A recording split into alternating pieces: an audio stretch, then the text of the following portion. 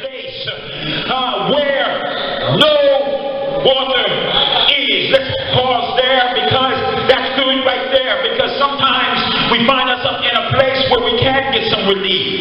We find ourselves in a place where we always got somebody around us. Always got somebody to speak a good word into our ear. But honey, what about those times when you're in a place where no water is? What about those times when you're in a desert place, when you don't have an oasis to go to, you don't have a canteen to be able to open up and to sip from, and all you are is a place of desolation.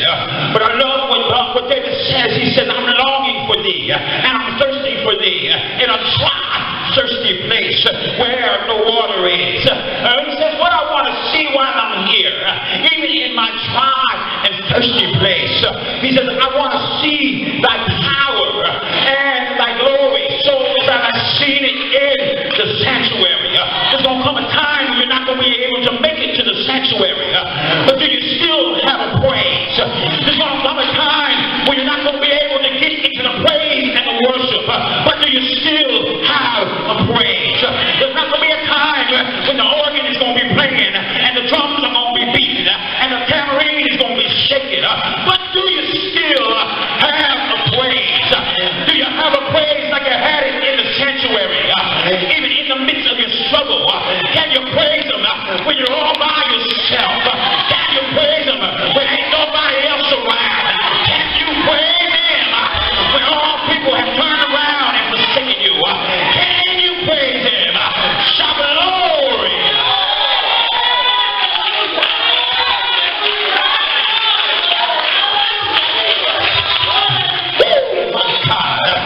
And I want to see your glory, even as I've seen it in the sanctuary, because I recognize that even in my desert situation, your loving kindness, that right there hits me home. He says your loving kindness is better than life. See, the problem that we have is that when we're in our situation complaining and being mad about the winter that we're dealing with, being mad about the circumstances that we're dealing with, that we don't understand that the loving kindness of God is the same loving kindness in winter as it is in spring. The loving kindness of God is the same loving kindness that you receive when you're going through your troubles, that you get when you're out of your troubles. And so you got to learn how to have joy even in the midst of your winter, even in the midst of your struggle. You got to still have to know that his loving kindness is better than life. See, we live life as we perceive it. A lot of times what happens is life to us is just a perception. We perceive that living real life means that I've got a whole lot of money in my pocket. We perceive that living life means that I've got a house on the top of a hill. We perceive that living life means that I don't have no sickness in my body. But I come to find out that life is not about this material things that we deal with. Oh yes, it's good to have some of that stuff. But I come to find out the word of God says I'm in this world. But my citizenship is not of this world. He says you are a holy nation. You are a royal priesthood.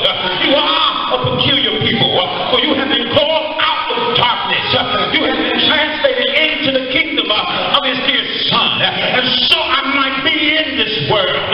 But I'm in this world only to be an ambassador of the kingdom of heaven. I come to find out that life as I perceive it is not what I see in front of me.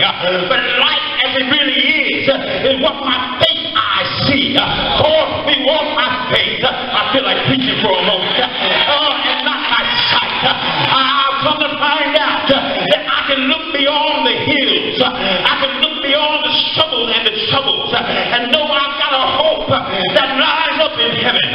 To know I've got a king that sits high and he looks low. To know I've got a deliverer. Hallelujah. That is able.